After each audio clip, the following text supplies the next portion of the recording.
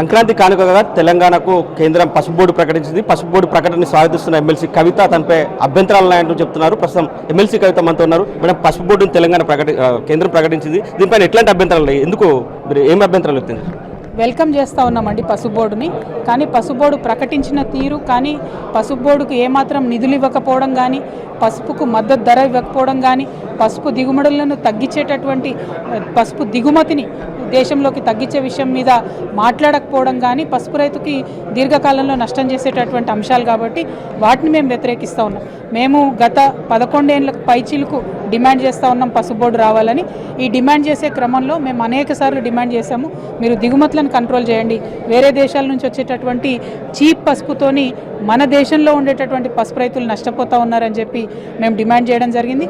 కానీ unfortunately BJP government సెంట్రల్లో వచ్చిన తర్వాత ఇప్పుడు డబుల్ అయిన ఇంపోర్ట్స్ ఏదైతుందో టర్మరిక్ ఇంపోర్ట్స్ డబుల్ అయినాయి. 2014లో ఉన్నదానికి ఇప్పుడు డబుల్ అయినాయి. దాంతో పసుపు రైతు నష్టపోతుంది. మా నిజామాబాద్ జిల్లాలోనే 20,000 ఎకరాలకు పడిపోయింది సాగు. ఒకప్పుడు 60,000 ఎకరాలు ఉండేది పసుపు సాగు. ఎందుకు పడిపోయింది? మద్దతు ధర లేకపోవడంతో పడిపోయింది. చీప్ పసుపు వేరే దేశాల నుంచి రావడంతో పడిపోయింది. అవి కంట్రోల్ చేయాల్సినటువంటి బాధ్యత కేంద్ర ప్రభుత్వం మీద ఉంది. So we welcome the turmeric board, కానీ ఇంపోర్ట్స్ కంట్రోల్ చేయాలి, మినిమం సపోర్ట్ ప్రైస్ ఇవ్వాలని డిమాండ్ చేస్తాం. మొన్న ఏర్పాటు చేసిన పసుపు బోర్డు కార్యక్రమం, ప్రారంభోత్సవ కార్యక్రమం ఎట్లా జరిగింది మేడం? అసలు జరిగిన తీరుని మీరు ఎట్లా చూస్తారు? చూడండి బ్రదర్, ఇవాళ దేశంలో 20 రాష్ట్రాల పైచిలకు పసుపు సాగవుతుంది. ఆ 20 రాష్ట్రాలలో మేము పెద్ద రాష్ట్రాలు అన్నిటి దగ్గర పోయి ఆ ముఖ్యమంత్రుల మద్దతు లేఖలు తీసుకొచ్చి ఆనాటి ప్రధానమంత్రి గారికి ఇవ్వడం జరిగింది. అంటే పసుపు బోర్డు, నేషనల్ టర్మరిక్ బోర్డు పెట్టినప్పుడు ఈ దేశంలో పసుపు పండించే అన్ని రాష్ట్రాలను ఇన్వాల్వ్ చేయాలి ఫస్ట్ థింగ్. లేదు అట్లీస్ట్ ఇక్కడ పెడుతున్నారు కాబట్టి ఇక్కడ రాష్ట్ర ప్రభుత్వాన్ని ఇన్వాల్వ్ చేయాలి. లేదు మా జిల్లాలో పెడుతున్నారు కాబట్టి మా జిల్లాలో ఉండేటటువంటి అందరు ఎమ్మెల్యేలు, ఎమ్మెల్సీలు, ఎంపీలన్నా ఇన్వాల్వ్ చేయాలి. ఇప్పుడు మా జిల్లాలో బీఆర్ఎస్ నుంచి సురేష్ రెడ్డి అన్న ఎంపీగా ఉన్నారు ప్రస్తుతం సిట్టింగ్లో. మన రాజ్యసభ ఎంపీ ప్రశాంత్ రెడ్డి గారు అసెంబ్లీ, నేను ఎమ్మెల్సీగా ఉన్నా. మా ముగ్గురికి ఎటువంటి ఇన్విటేషన్ లేదు. ఇక్కడ కాంగ్రెస్ ఎమ్మెల్యేలు ఉన్నారు, వాళ్ళకి ఎటువంటి ఇన్విటేషన్ లేదు. కేవలం 2 బీజేపీ ఎంపీలు, 2 బీజేపీ ఎమ్మెల్యేలు, ఆడ మీద బీజేపీ మంత్రి గారు, వీళ్ళు ఓపెనింగ్ చేశారు. అంటే ఏ రాష్ట్రంలో ఒక ముఖ్యమంత్రిని కాన్ఫిడెన్స్లోకి తీసుకోలేదు, ఒక వ్యవసాయ శాఖ మంత్రిని కాన్ఫిడెన్స్లోకి తీసుకోలేదు. నేషనల్ లెవెల్లో పెట్టే బోర్డు ఇంత బాధ్యత రాహిత్యంగా పెడితే రేపు రైతుల ఇంట్రెస్ట్ మీద చేసినట్ట, లేకపోతే కేవలం అరవింద్కి అధ్యక్ష పదవి వద్దని టర్మరిక్ బోర్డు ఇచ్చి సంతోషపెట్టినట్ట అన్నది మరి అరవింద్ గారు ఆత్మవిమర్శ చేసుకోవాలి. అల్టిమేట్గా అధ్యక్ష రేసు నుంచి మా ఎంపీ గారిని తప్పించుకోవడానికి చేసినట్టుగా నాకు అనిపిస్తుంది. మరి అంటే పసుపు బోర్డు తోటి పసుపు రైతుల సమస్యలు పరిష్కారమైనట్లయినా అసలు ఏం చేస్తే రైతులకు బాగుంటుంది? ఎమ్మెల్సీగా మీరు గతంలో 5 ఏళ్ల పాటు పోరాటం చేశారు పసుపు బోర్డు కోసం, ఏం చెప్తారు? బ్రదర్, పసుపు రైతు బతికి బట్టగట్టాలంటే, పసుపు దిగుబడి అన్నటువంటిది లాభదాయకం కావాలంటే 3 అంశాలు త్రిముఖ వ్యూహంతో ముందుకెళ్ళాలి.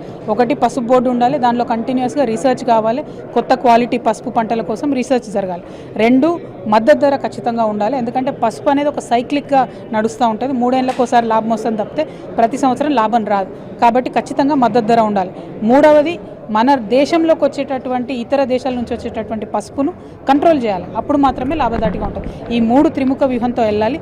అందులో ఒక పసుపు బోర్డు సాధించుకున్నాం, ఇంకా 2 అంశాలు ఉన్నాయి, వాటి సాధన కోసం కూడా పనిచేస్తాం. 2 అంశాల విషయంలో ఏ విధంగా ముందుకెళ్ళబోతున్నారు? రైతులకు ఎట్లాంటి సపోర్ట్ చేస్తారు? డెఫినెట్గా మద్దతు ధర కోసం రైతులందరినీ కూడా కూడగట్టుకుంటామండి, డిమాండ్ చేస్తూనే ఉంటాం. ఇవాళ ఢిల్లీ బార్డర్లో రైతులు కూర్చున్నారు, అట్లనే అవసరమైతే మేము కూడా ఢిల్లీకి పోతాం, గల్లీలో కూడా పోరాటం చేస్తాం.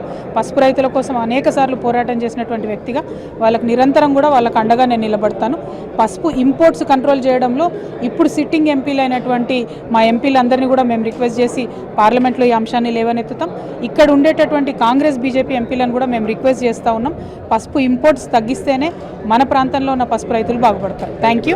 ఇది మొత్తం మీద ఎమ్మెల్సీ కవిత చెప్తున్నారు, పసుపు ఇంపోర్ట్స్ తగ్గిస్తేనే పసుపు రైతులకు మేలు జరుగుతుంది. ఆ విధంగా భవిష్యత్తులో తమ కార్యాచరణ ఉంటుంది. పసుపు రైతులకు మద్దతు ధర వచ్చేలా పోరాటం కొనసాగిస్తాం. ఢిల్లీతో పాటు గల్లీలో కూడా తమ పోరాటం కొనసాగుతుందని ఎమ్మెల్సీ కవిత చెప్తున్నారు. కెమెరామెన్ రవిచరణ్తో బాల్కుమార్, NTV, నిజామాబాద్.